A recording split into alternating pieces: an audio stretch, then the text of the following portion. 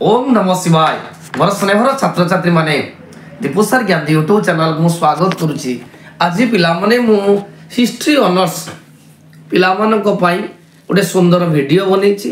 आगो को third semester exam अछि एवं से एग्जाम रो पेपर 7 बा कोर पेपर 7 जो भारत इतिहास 4 बा 1206 रु 1526 ख्रीष्टाब्द पर्यंत जो विषयटी रही से विषय बछा बछी पाखापाखि मु 6टी लॉन्ग क्वेश्चन छुआ तैयारी करिछि। यूनिट 1 रो 2टी, यूनिट 2 रो गोटे, यूनिट 3 रो गोटे, यूनिट 4 रो 2टी।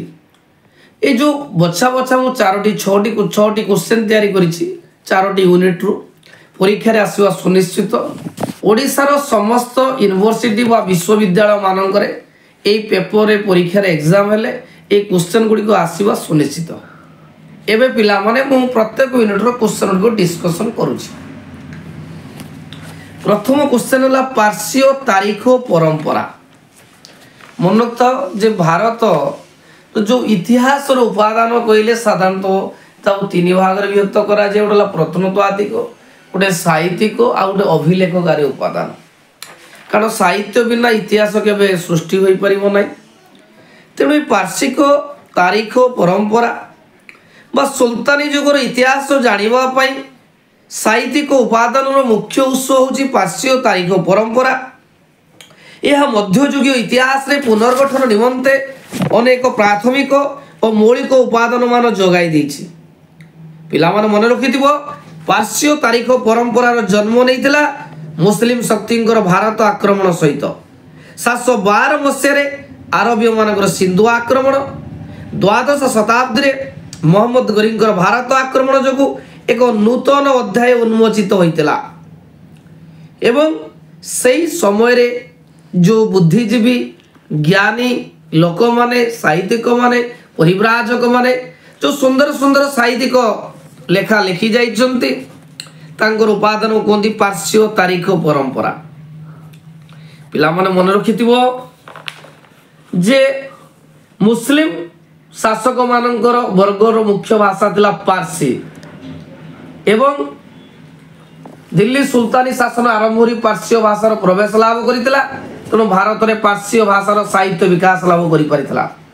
साधारणतः मध्ययुग इतिहास रो लिखन प्रणाली को 4 भाग विभक्त करा जायते। गोटेला साधारण इतिहास, गोटेला प्रशंसा व्यंजन इतिहास आ गोटे उपदेशात्मक और कलात्मक प्रवृत्ति। साधारण इतिहास कहले मुख्यतः वंशावली वर्णना, क्रम वर्णना, सामरिक घटना पर पर्यवसित।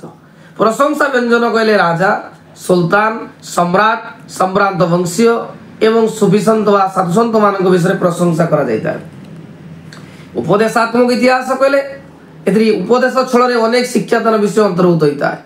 कलात्मक लिखनी शैली कहले एथि गुणावली प्रशंसात्मक भाव वर्णना करा जायता है।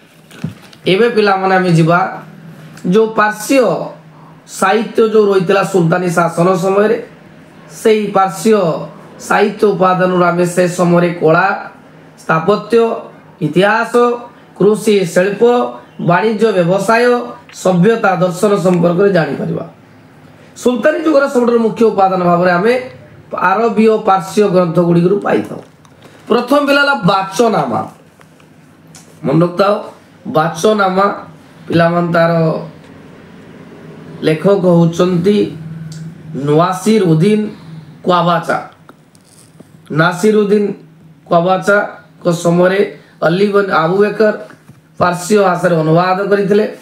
बाचनामा होची प्रथम आरबीय भाषा रे लिखित एवं समसामयिक ग्रंथ।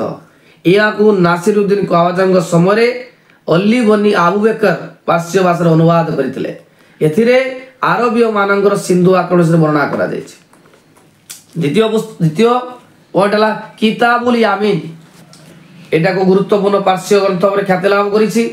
या को लिखिथिले आबू नासिर बिन मोहम्मद अल जवाराल उतबी जे कि गजनी रो मामूद राजदरबार स्थान पाइथिले। ए पुस्तक रे मोहम्मद गजनी विषय वर्णना करा जायछि। ताजुल नासिर ताजिल नासिर रो लेखक थिले हासन निजामी। एथिरे सुल्तानी जुग बा दासवंशर शासक कुतुबुद्दीन ऐबकଙ୍କର जीवनी और राजत्व संपर्क वर्णना करा जायछि एवं ता सहित दासवंशर प्रसिद्ध शासक इल्तुतमिश मध्ये वर्णना करिछि। तबाकुद्दीन नासिर ए प्रसिद्ध ग्रंथ लेखक होचंती प्रसिद्ध पारसी लेखक मिनहाज उस सिराज जे कि मिनहाजुद्दीन बा आबू उमर बिन सिराज उद्दीन जुजान नाम परिचित थिले। एथिरे से गजनी और घरी वंशर शासक मान विषय वर्णना करिसंती एवं ए ग्रंथरु आमे घरी एवं गजनी राजा मान विषय शासन सब जानि पारथो। कामिल उल तवारिक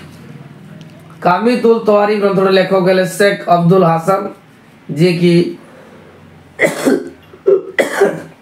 इब्न उल नासिर भाव लोकप्रियता हासिल करथिले। से मोहम्मद गरी को भारत आक्रमण संपर्क वर्णना कर तारिक ई फिरोज शाही जियाउद्दीन बोरानी को लिखिथिले। एथिरे आमे तुगलक राजवंश संपर्क आमे जानि परतु। साधारणतः मोहम्मद तुगलक समय से आसीथिले। फतवा ई जहांदरी ए ग्रंथटी जियाउद्दीन बोरानी को रचित जाकि तत्कालीन जुगर शासक मान धर्म एवं धर्मनिरपेक्ष नीति सब वर्णना करा जायछि। ख्वाजा इन उल फुतु ए ग्रंथर लेखक होचुनी अमीर खुसु जे कि जने सुलेखक प्रसिद्ध लेखक। से अलाउद्दीन खिलजी ठारू मोहम्मद बिन तुगलक पर्यंत दिल्ली अवस्थान करथले। से अलाउद्दीन खिलजी कृतित्व विषय वर्णना करछन। लास्ट पॉइंट है छुआ किताबुल रेहला ग्रंथर लेखक थे प्रसिद्ध मुरिस परिवार इब्न बतूता जे कि मोहम्मद बिन तुगलक समय भारत आसीथिले एवं से तांको पुस्तक रे भारतर तत्कालीन भारतर शासन परब्रणी बजार खाद्य पोशाक संपर्क वर्णना करिसथि।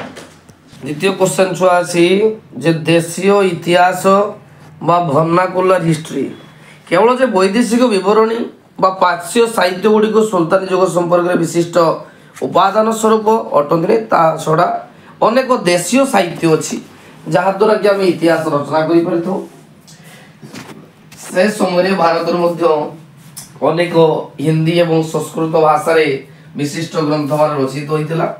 केवल संस्कृत नुहे अन्य देशीय भाषा आंचलिक भाषा तथा बंगला गुजराती मराठी ओडिया तेलुगु तमिल प्रभृति भाषा अनेक ग्रंथ रचित होता जो गुड़ी को सुल्तानी युगर इतिहास संपर्क में बहुत तथ्य प्रदान करता है। प्रथम देखिए चांद बरदाई को पृथ्वीराज रास प्रसिद्ध हिंदी कवि मान मध्य चांद बरदाई थे अन्यतम। से जन विशिष्ट साहित्यिक थे से रचना करते पृथ्वीराज रास। यही पुस्तक आमे चौहान वंशर श्रेष्ठ शासक पृथ्वीराज चौहान को राजत्व समय जानी पारि कारण से समय रचित होता बईटी तांगर राज्यजय शासन मृत्यु संपर्क में पुस्तक वर्णना करता है। सहित मोहम्मद गरी सहित युद्ध पुस्तक वर्णना करता है। प्रथम तिरोरी युद्ध द्वितीय तुरही युद्ध संपर्क में वर्णना करता है। द्वितीय पॉइंट छुआला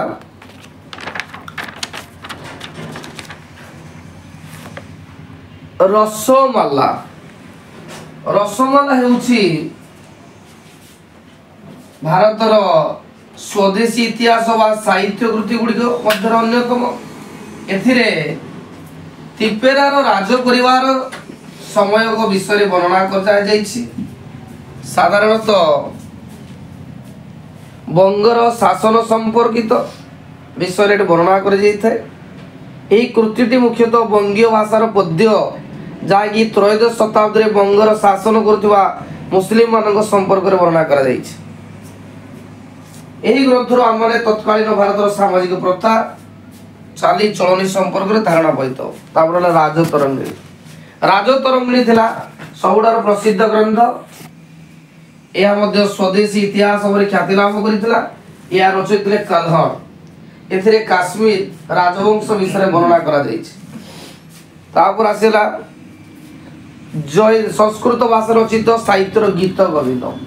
द्वादश शताब्दी प्रसिद्ध अर्जन करिथिबा जयदेव रचित गीत गोविंद संस्कृति साहित्य क्षेत्र में एक अनवद्य कृति। एथिरु आमे उत्कलर गंगवंशीय राजा मानकर शासन संपर्क जानी परिछु ता सहित जगन्नाथଙ୍କ महिमा तत्कालीन समय धर्मधारा गंग शासक मान धर्मनीति विषय में वर्णना करा जाइछि। एई सब ग्रंथरु आमे सुल्तानी जुगर शासन विषय जानी परछु। उत्कलर राजा कपिलेन्द्र देवଙ୍କ राज्य जय वर्णना कर describe the conquest of Kapilendra Dev the king of Utkal. पिला मन मन रखता जो सूर्यवंशी राजा जो कपिलेन्द्र देव गंगवंशर राज्यर पतन परे कपिलेन्द्र देव सूर्यवंशर प्रतिष्ठा करथिले। गंग माने एक विशाल साम्राज्य प्रतिष्ठा करथिले। तांको मृत्यु परे कपिलेन्द्र देव सूर्यवंशर प्रतिष्ठाता करथिले। चतुर्थ भानुदेव को परे कपिलेन्द्र देव सिंहासन आरोहण करथिले। कपिलेन्द्र देव जब सिंहासन आरोहण कले एक नूतन अब्द प्रचलन होता ता कहती कपिलांद। कपिलेन्द्र देव को कह जाए गजपति गौड़ेश्वर नवकटी कर्णाटक कलवर्गेश्वर। 1435 ख्रीष्टाब्द चतुर्थ भानुदेव परे सिंहासन आरोहण करी सूर्यवंश प्रतिष्ठा करथिले। से जड़े पराक्रमशाली राजा थिले ता सहित जड़े सुशासक एवं साहित्य क्षेत्र में तांकर विभिन्न अवदान रही ता सहित जड़े प्रजावत्सल राजा हिसाब से तांकर नाम ओडिशा इतिहास रे वर्णना करा जायछि। कपिलेन्द्र देव सर्वप्रथम सामंत राजा एवं आंचलिक मुख्य मान को दमन करिया पई पदानत करथिले। सफलतार सहित ओडाड़ीर मत्स्य पंचधर लाभ विष्णुवर्धन चक्रवर्ती चालुक्य राजा नंदपुरर शिलावंशी मान को पदानित करथिले। परवर्ती अवस्था सी राजमहेंद्री एवं विजयनगर साम्राज्य वीरभद्र को परास्त करी से अंचल गुड़ी को निज साम्राज्य मिसई। परवर्ती अवस्था सी राजमहेंद्री आक्रमण करथिले पुनर्बार एवं राजमहेंद्री अंचल को निज सिंगा बा साम्राज्य मिसाई देथिले। सेपरी दाक्षिणात्यर तेलंगाना राज्य बलमा राजांगो शासनाधीन थिला। तेलंगाना राज्य मुख्य थिले बलमा। एक क्षुद्र राज्य तेणु तांको सुरक्षा पई सर्वदा बाहमानी सुल्तान माने साहाय्य करथिले। समयक्रमे उभय मध्य मनमालिन्य होइतिला तेणु बला माने कपिलेन्द्र देवଙ୍କ आश्रय नैतिले एवं एथिरे उत्क्षिप्त होई बाहमानी सुल्तान तेलंगाना आक्रमण करथिले। उचित समय गजपति सेना और तेलंगाना राजा मदलिंग समर्थन में पहुंचाई। 1458 रे बाहमनी सेना और गजपति सेना मध्य युद्ध होता। युद्ध में बाहमनी परास्त होते एवं कपिलेन्द्र देव उदयगिरी अधिकार करते। परवर्ती अवस्था कपिलेन्द्र देव मालवा दिल्ली अहमदाबाद बिहार आदि अनेक राज्य जय करते। साम्राज्य उत्तर में गंगा नदी ठार दक्षिण में कावेरी पर्यंत विस्तृत था। से गजपति गौड़ेश्वर नवकोटी कर्णाटक कलवर्गेश्वर भूषित होते। गजपति हाथी अधिक थी सैन्य बाहिनी हाथी संख्या अधिक गजपति कहला। गौड़ राजा को परास्त कर गौड़ेश्वर उपाधि कर्णाटक नौगोटी अंचल को अधिकार कर नवगोटी कर्णाटक एवं कलवर्गेश्वर को अधिकार कलवर्गेश्वर भूषित होते। से जड़े प्रजावत्सल राजा थे निजे परशुराम विजय रचना करते। समय शूद्रमुनि सारला दास समसायक थे जे कि ओडिया भाषा में महाभारत रचना करते। परवर्ती अवस्था कृष्णा नदी कूल 1467 से मृत्युवरण करते। पुत्र पुरुषोत्तम देव सूर्यवंशर राजा होते। एवं पिला यूनिटी 3 रो गोटे मुख्य क्वेश्चन अलाउद्दीन खिलजी बजार नियंत्रण विषय आलोचना कर। पिला मन रखिथिबो जे अलाउद्दीन खिलजी जे खिलजी वंशर श्रेष्ठ राजा थिले एवं समग्र पृथ्वी को जय करिवार स्वप्न देखिथिले। सेति पई ऐतिहासिक माने ताको द्वितीय अलेक्जेंडर बोली भूषित करिथांती। अलाउद्दीन खिलजी तांको साम्राज्यर विस्तार नीति निज साम्राज्यर सुरक्षा करिवा पई बाह्य आक्रमण रु निज को रक्षा करिवा पई एक सुसंगठित विशाल सैन्य बाहिनी प्रतिष्ठा करथिले। एई विशाल सैन्य बाहिनी सैन्य माने जागिरी परिवर्ते ବେତନ ପାଇଁ ସେ ବ୍ୟବସ୍ଥା ମଧ୍ୟ କରିଥିଲେ କିନ୍ତୁ ସେମାନଙ୍କର ଖର୍ଚ୍ଚ ତୁଲାଇବା ପାଇଁ ସୁଲତାନ ପକ୍ଷରେ ଅତ୍ୟନ୍ତ କଷ୍ଟ ସାପେକ୍ଷ ଥିଲା। ତେଣୁ କିପରି ସୈନ୍ୟମାନେ ସ୍ୱଳ୍ପ ମୂଲ୍ୟରେ ଖାଦ୍ୟଦ୍ରବ୍ୟ ଓ ଅନ୍ୟାନ୍ୟ ଆବଶ୍ୟକୀୟ ପଦାର୍ଥ ପାଇପାରିବେ ସେଥିପାଇଁ ଏକ ନୂତନ ବ୍ୟବସ୍ଥା ସେ ପ୍ରଚଳନ କଲେ। ତାହାକୁ କୁହନ୍ତି ଯେ ଆଲାଉଦ୍ଦିନ ଖିଲଜୀଙ୍କ ବଜାର ନିୟନ୍ତ୍ରଣ ବ୍ୟବସ୍ଥା। କାରଣ ତାଙ୍କ ପୂର୍ବରୁ କୌଣସି ରାଜା ଏପରି ଚିନ୍ତାଧାରା କରିନଥିଲେ। ଆଲାଉଦ୍ଦିନ ମତବ୍ୟକ୍ତ କରିଛନ୍ତି ଏପରି ମୁଁ ଯଦି ଲୋକମାନଙ୍କୁ ଧନ ଦେବି ସେମାନେ ସନ୍ତୁଷ୍ଟ ହେବେ ନାହିଁ, ସେଥିପାଇଁ ଜିନିଷ ଗୁଡ଼ିକର ମୂଲ୍ୟ ହ୍ରାସ ପାଇଁ ମୁଁ ସ୍ଥିର କରୁଛି। ତେଣୁ ଏହା ଏକ କାରଣ ହୋଇଥାଏ ବୋଲି ଅନେକ ଐତିହାସିକମାନେ କହିଥାନ୍ତି। ପ୍ରଥମତଃ ସେ ବଜାର ମିଳୁଥିବା ସମସ୍ତ ଖାଦ୍ୟ ସାମଗ୍ରୀ ଛୁଞ୍ଚି ଠାରୁ ହସ୍ତି ପର୍ଯ୍ୟନ୍ତ ସମସ୍ତ ଜିନିଷର ମୂଲ୍ୟ ନିର୍ଦ୍ଧାରିତ କରିଥିଲେ ଏବଂ ତାଲିକା ପ୍ରକାଶ କରିଥିଲେ। ଏପରିକି ଗୃହପାଳିତ ପଶୁ ଦାସମାନଙ୍କର ମଧ୍ୟ ମୂଲ୍ୟ ନିର୍ଦ୍ଧାରଣ କରିଥିଲେ। ଐତିହାସିକ ଫେରିସ୍ତା ଏହି ଦ୍ରବ୍ୟ ଗୁଡ଼ିକର ମୂଲ୍ୟ ଏହିପରି ଭାବରେ ପ୍ରକାଶ କରିଛନ୍ତି। ଟେବୁଲଟା ଦେଖିବ, ଗହମ 1 ଗଦା କୁଡ଼କୁ 7 ଜିତଲ, ଜବ, ଚାଉଳ, ଗୁଡ଼, ଗାଈ କ୍ଷୀର, ଛେଳି, ଦୁଧିଆଳି ଗାଈ, ଛେଳି ଗୋଟେକୁ 3 ଟଙ୍କା 4 ଟଙ୍କା ଥିଲା, ଦୁଧିଆଳି ଗାଈ 10 12 ଜିତଲ, ଉତ୍ତମ ଶ୍ରେଣୀ ଘୋଡ଼ା 100 ରୁ 120 ଟଙ୍କା, ଦ୍ୱିତୀୟ 80 ରୁ 90 ଟଙ୍କା, ତୃତୀୟ 65 ରୁ 70, ପୁରୁଷ ଦାସ ଜଣକୁ 20 ରୁ 30 ଟଙ୍କା। ଏପରି ଭାବରେ ସେ ବଜାର ନିୟନ୍ତ୍ରଣ ବ୍ୟବସ୍ଥା ପ୍ରଚଳନ କରୁଥିଲେ। ପୂର୍ବ ଅପେକ୍ଷା ଏମାନଙ୍କ ଦରରେ ହ୍ରାସ କରିବା ପରିଲକ୍ଷିତ ହୋଇଥାଏ। ଫଳରେ ଦୋକାନୀମାନେ ଦ୍ରବ୍ୟର ମୂଲ୍ୟ ସୂଚୀ ଦୋକାନର ପ୍ରାଚୀର ମାନଙ୍କରେ ଝୁଲାଇବା ପାଇଁ ନିର୍ଦ୍ଦେଶ ଥିଲା। ଫଳରେ ଦୋକାନୀମାନଙ୍କର ଖୋଲିବା ସମୟ, ମାପ, ଓଜନ ଆଇନ ମଧ୍ୟ ତିଆରି ହୋଇଥିଲା। ଦ୍ୱିତୀୟତଃ ଆଲାଉଦ୍ଦିନ ଖିଲଜି ଦ୍ରବ୍ୟ ଗୁଡ଼ିକର ମୂଲ୍ୟ ନିର୍ଦ୍ଧାରଣ କରିବା ପରେ ସରକାରୀ ବଜାର ବ୍ୟବସ୍ଥା ଆରମ୍ଭ କରିଥିଲେ। ଏହାକୁ ସରାଇ ଆଦଲ ବା ସାହାନୀ ମଣ୍ଡି ନାମରେ ନାମିତ ହୋଇଥିଲା। ସରାଇ ଆଦଲ ବାଦାଉନ ପ୍ରବେଶ ଦ୍ୱାର ନିକଟରେ ତିଆରି ହୋଇଥିଲା। ଏଠାରେ ଖାଲସା ଜମି ଗୁଡ଼ିକରୁ ଶସ୍ୟ ଗୁଡ଼ିକୁ ରାଜସ୍ୱ ଆକାରରେ ସଂଗ୍ରହ କରି ରଖାଯାଉଥିଲା। ସେମାନଙ୍କୁ ଜରୁରୀକାଳୀନ ପରିସ୍ଥିତି ମଧ୍ୟ ଏଠାରୁ ଶସ୍ୟ ଯୋଗାଇ ଦିଆଯାଉଥିଲା। ଦିୱାନୀ ରିଆସତ ଥିଲେ ଜଣେ ବଜାର ନିୟନ୍ତ୍ରଣ ମୁଖ୍ୟ କର୍ମଚାରୀ। ତାଙ୍କୁ ସାହାଯ୍ୟ କରିବା ପାଇଁ ଅନେକ ବେତନ କର୍ମଚାରୀ ଥିଲେ। ବଜାର କିଣା ବିକା ନିୟନ୍ତ୍ରଣ ଦାୟିତ୍ୱ କର୍ମଚାରୀଙ୍କ ଉପରେ ନ୍ୟସ୍ତ ଥିଲା। ଆଲାଉଦ୍ଦିନ ଅମିର ୟାମୁତ ନାମକ ଜଣେ କର୍ମଚାରୀଙ୍କୁ ଏହି ପଦରୁ ନିଯୁକ୍ତି କରିଥିଲେ। ଦିଲ୍ଲୀର ସମସ୍ତ ବ୍ୟବସାୟୀମାନେ ଏହି ମହାନ ଇ ମଣ୍ଡି କାର୍ଯ୍ୟାଳୟରେ ନିଜ ନିଜର ନାମ ତାଲିକାଭୁକ୍ତ କରିବାକୁ ନିର୍ଦ୍ଦେଶ ଦିଆଯାଇଥିଲା। ଅମିର ସମ୍ଭ୍ରାନ୍ତମାନେ ମଧ୍ୟ ମୂଲ୍ୟବାନ ପଦାର୍ଥ କିଣିବା ସମୟରେ ଏଠାରୁ ଅନୁମତି ଆଣୁଥିଲେ। ଏହି ବଜାର ବ୍ୟବସ୍ଥାରେ ମଧ୍ୟ ଅନ୍ୟ ଜଣେ କର୍ମଚାରୀ ଥିଲେ ଯିଏକି ବଜାର ତଦାରଖ ଦାୟିତ୍ୱରେ ଥିଲେ। ଗ୍ରାମମାନଙ୍କଠାରୁ ଶସ୍ୟ ଆଣି ବଜାରରେ ଜମା କରିବା ପର୍ଯ୍ୟନ୍ତ ସେମାନଙ୍କୁ ଦାୟିତ୍ୱ ଦିଆଯାଇଥିଲା। ବ୍ୟବସାୟୀମାନଙ୍କୁ ନିର୍ଦ୍ଦେଶ ଦିଆଯାଇଥିଲା।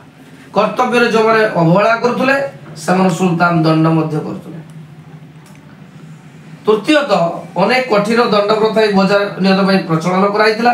ସମୟ ସମୟରେ ଆଲାଉଦ୍ଦିନ ବଜାରର ଦ୍ରବ୍ୟମାନ ତାଙ୍କର ଦାସମାନଙ୍କ ଦ୍ୱାରା କ୍ରୟ କରି ତାଙ୍କୁ ପୁଣି ଓଜନ କରାଉଥିଲେ। ଯଦି ଦ୍ରବ୍ୟର ଓଜନ ନିର୍ଦ୍ଦିଷ୍ଟ ଓଜନ ପରିମାଣ କମ୍ ହେଉଥିଲା ତାହେଲେ ସେ ଦଣ୍ଡ ବ୍ୟବସ୍ଥା ମଧ୍ୟ କରୁଥିଲେ।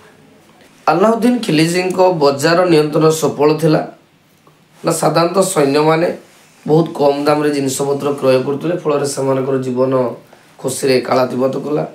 ଦ୍ୱିତୀୟରେ କଳାବଜାରୀ, ଅସାଧୁତା, ଠକାମି ଅନେକ ପରିମାଣରେ ହ୍ରାସ ପାଇଥିଲା। ଏହି ବ୍ୟବସ୍ଥା ଦ୍ୱାରା ସୁଲତାନ ଏକ ବିଶାଳ ସୈନ୍ୟବାହିନୀକୁ ଚଳାଇବା ପାଇଁ ସକ୍ଷମ ହୋଇଥିଲେ। କୁଫଳର ପିଲାମାନେ ମନେ ରଖିଥାଅ ଯେ ସାଧାରଣତଃ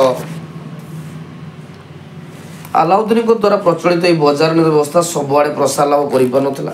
କାରଣ ଲୋକମାନେ ସାରା ଭାରତରେ ଲୋକମାନେ ଲାଭ କରିପାରିଲେ ନାହିଁ, କେବଳ ଦିଲ୍ଲୀରେ ହିଁ ସୀମିତ ରହିଗଲା। ଦ୍ୱିତୀୟ ହେଲା ଏହି ବ୍ୟବସ୍ଥା ଦ୍ୱାରା ସୈନିକମାନେ ବିଶେଷ ଭାବରେ ଉପକୃତ ହୋଇପାରିଲେ ନାହିଁ। କାରଣ ଯେଉଁମାନଙ୍କ ପାଇଁ ଏହି ବ୍ୟବସ୍ଥା ପ୍ରଚଳନ କରିଥିଲା ସେମାନେ ଖୁବ୍ କମ୍ ଦରମା ପାଇବାରୁ ନିଜର ଇଚ୍ଛା ଅନୁଯାୟୀ ଜିନିଷ କ୍ରୟ କରିପାରିଲେ ନାହିଁ।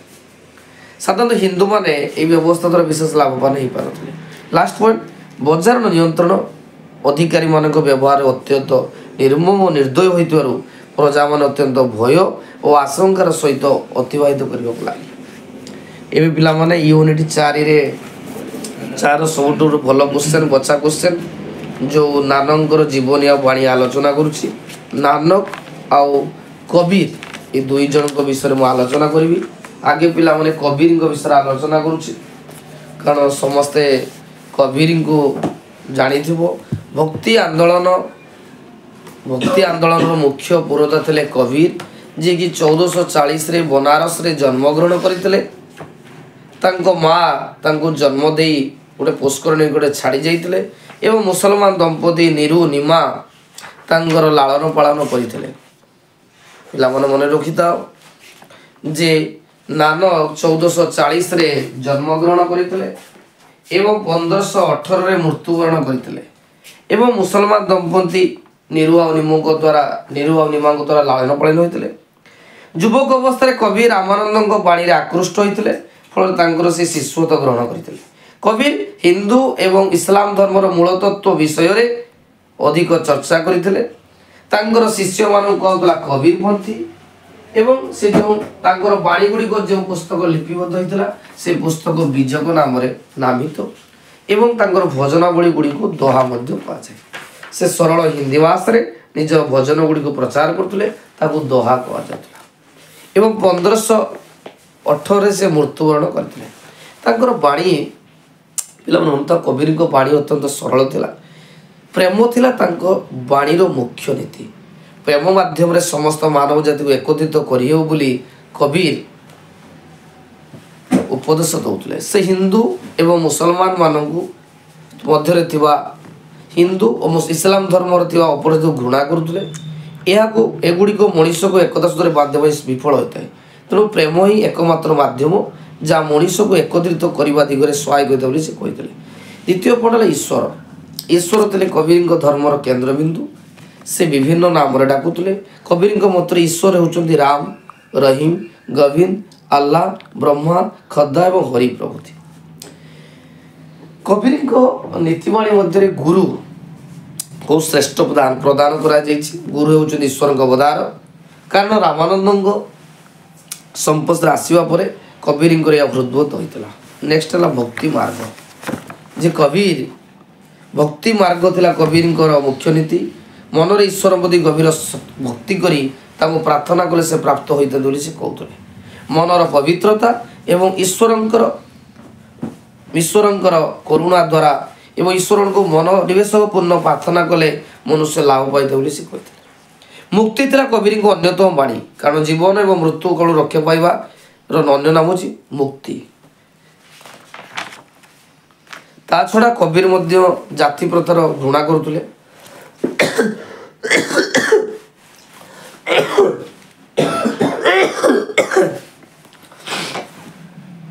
ଏବଂ କବିର ସାଧାରଣତଃ ଲୋକମାନଙ୍କୁ କର୍ମଫଳ ଉପରେ ଗୁରୁତ୍ୱ ଦେଉଥିଲେ। ସୁକର୍ମ କଲେ ଭଲ ଫଳ ମିଳିବ, କୁକର୍ମ କଲେ ଖରାପ ଫଳ ମିଳିବ ବୋଲି ସେ ମଧ୍ୟ ମତ ଦେଉଥିଲେ। ଏବେ ଯୁଆ ପିଲାମାନେ ନାନକ ଭକ୍ତି ଆନ୍ଦୋଳନର ଅନ୍ୟତମ ପ୍ରବକ୍ତା ଥିଲେ ଗୁରୁ ନାନକ। ହିନ୍ଦୁ ଏବଂ ମୁସଲମାନଙ୍କ ମଧ୍ୟରେ ସମନ୍ୱୟ ରକ୍ଷା କରିବା ପାଇଁ ସେ ଆରମ୍ଭ କରିଥିଲେ ଧର୍ମ ସଂସ୍କାର ଆନ୍ଦୋଳନ। ପଞ୍ଜାବୀ ଭାଷାରେ ସେ ପ୍ରଚାର କରିଥିଲେ ନିଜର ବାଣୀ। ତାଙ୍କ ଧର୍ମକୁ ଆଦରି ନେଇଥିବା ଭକ୍ତମାନେ ଶିଖ ନାମରେ ପରିଚିତ ଏବଂ ନାନକଙ୍କୁ ଶିଖ ଧର୍ମର ପ୍ରବକ୍ତା ରୂପେ ପରିଗଣିତ କରାଯାଏ। ତାଙ୍କର ବାଣୀ ଗୁଡ଼ିକ ଗ୍ରନ୍ଥ ସାହିବ ବା ଆଦି ଗ୍ରନ୍ଥରେ ଲିପିବଦ୍ଧ ହୋଇଛି। ସେ ଗୁରୁମୁଖୀ ଭାଷାରେ ପଞ୍ଜାବର ଗୁରୁମୁଖୀ ଭାଷାରେ ନିଜର ବାଣୀ ପ୍ରଚାର କରିଥିଲେ। ସେ 1469 ଖ୍ରୀଷ୍ଟାବ୍ଦରେ ଆଧୁନିକ ଲାହୋର ନିକଟସ୍ଥ ତାଲବନ୍ଦୀ ଠାରେ ଜନ୍ମଗ୍ରହଣ କରିଥିଲେ। ତାଙ୍କ ପିତା ଥିଲେ କାଲୁ ଦେବୀ ବା କାଲାଚାନ୍ଦ ଏବଂ ତାଙ୍କ ଧର୍ମପତି ଥିଲେ ସୁଲ ଖୈନି। ସେ ନିଜର ବାଣୀ ସୁନ୍ଦର ଭାବରେ ପ୍ରଚାର କରିଥିଲେ ଏବଂ ତାଙ୍କର ପ୍ରିୟ ଶିଷ୍ୟ ଥିଲେ ଅଙ୍ଗଦ। କର୍ତ୍ତାରପୁରରେ ତାଙ୍କର ଆଶ୍ରମ ଥିଲା ଏବଂ 1538ରେ ସେ ମୃତ୍ୟୁବରଣ କରିଥିଲେ। ବାଣୀ ଛୁଆମାନଙ୍କ ଯେ ନାନକ ବାଣୀ ଅତ୍ୟନ୍ତ ସରଳ ଥିଲା। ସେ କହୁଥିଲେ ଯେ ଆଦି ଗ୍ରନ୍ଥରେ ନାନକ ବିଶ୍ୱ ସୃଷ୍ଟି ସମ୍ପର୍କରେ ଆଲୋଚନା କରିଛନ୍ତି। ତାଙ୍କ ମତରେ ବିଶ୍ୱ ହେଉଛି ଈଶ୍ୱରଙ୍କ ରାଜ୍ୟ। ତାଙ୍କ ଇଚ୍ଛାରେ ସୃଷ୍ଟିକ୍ରିୟା ସମ୍ପନ୍ନ ହୋଇଥାଏ। ଏହି ବିଶ୍ୱ ତାଙ୍କରି ଆଲୋକରେ ଆଲୋକିତ। ନାନକ ମଧ୍ୟ ଆତ୍ମା ଉପରେ ବିଶେଷ ବିଶ୍ୱାସ ସ୍ଥାପନ କରିଥିଲେ। ଆତ୍ମା ସମ୍ପର୍କରେ ତାଙ୍କର ଧାରଣା ଥିଲା ଅତ୍ୟନ୍ତ ସରଳ। ଜନ୍ମ ମୃତ୍ୟୁ ବନ୍ଧନରେ ମଣିଷ ଆବଦ୍ଧ। ପାପ ଓ ଦୁଷ୍କର୍ମ ଯେଉଁ ସମ୍ଭବ ହୋଇଥାଏ। ଦୁଷ୍କର୍ମ କଲେ ପାପର ବୋଝ ଅଧିକ ହୋଇଥାଏ। ଏହି ବୋଝକୁ ସମ୍ଭାଳି ଆତ୍ମା ବେଶୀ ଉର୍ଦ୍ଧ୍ୱକୁ ଯାଇପାରେ ନାହିଁ। କବିଙ୍କ ଈଶ୍ୱର ପ୍ରାପ୍ତି ନିମିତ୍ତ ଭକ୍ତି ଉପରେ ଗୁରୁତ୍ୱ ଆରୋପ କରିଥିବା ବେଳେ ନାନକ ଈଶ୍ୱରଙ୍କ ନିକଟରେ ସମ୍ପୂର୍ଣ୍ଣ ଆତ୍ମସମରଣ କରିବା ପାଇଁ ଉପଦେଶ ଦେଇଥିଲେ। ନାନକ 5ଟି ନୀତି ଶିକ୍ଷା ଦେଇଥିଲେ। ପ୍ରଥମ ହେଲା ନାମ, ଯେ ପ୍ରଭୁଙ୍କ ଗୁଣ କୀର୍ତ୍ତନ କରିବା। द्वितीय है दान समस्त को दान करवा तृतीय है प्रत्येक जल स्नान कर पवित्र होगा चतुर्थ सेवा समस्त सेवा करवा लास्ट है सिमरन प्रभु को स्मरण करवा। नानक जाति प्रथार विरोध थिले मतरे उच्च नीच कई नुहति समस्ते समान तेणु से निजको कौन जातिर बोली नुहति बोली वर्णना करते। नानक धर्म नाम प्रचलित कुसंस्कार समालोचना करते से वेद कुरान ब्राह्मण एवं मौलवी को मानु नथुले। गुरु नानक थे एकोश्वरवादर प्रचारक ईश्वर एक अभिन्न बोली मत व्यक्त करते विभिन्न धर्मर लोक मैंने भिन्न भिन्न नाम धरी डाकिले ईश्वर प्राप्ति हो पारे कहते। तेणु पिला माने वर्तमान मु पेपर 7 समस्त बछा बछा क्वेश्चन को आलोचना कली। वीडियो जदि भल लगी तो लाइक करिवो कमेंट करिवो एवं सब्सक्राइब करिवो।